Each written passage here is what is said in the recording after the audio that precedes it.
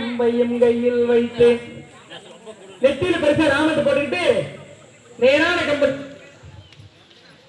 கம்பத்து கையில் வச்சுக்கிட்டு வளையல் எல்லாம் ஊனாங்கோடியில சுருகி போட்டுக்கிட்டு தலையில உருமாலை கட்டிக்கிட்டு வர்ற தினம் எப்படின்னா நெற்றியிலே ஒரு நாமமிட்டு கம்பர் நேரான கம்பையும் கையில் வைத்து வளையல் வளையல் என்று சத்தம் போட்டார்.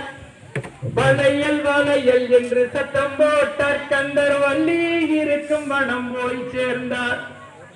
வந்திருப்பது சுப்பிரமணியர் தான் வேடுகுலத்துல வயது முதிர்ந்த ஒரு பெண்ணுக்கு தெரிஞ்சிச்சு. அந்த பெண்ணு வரவேற்கிறான்.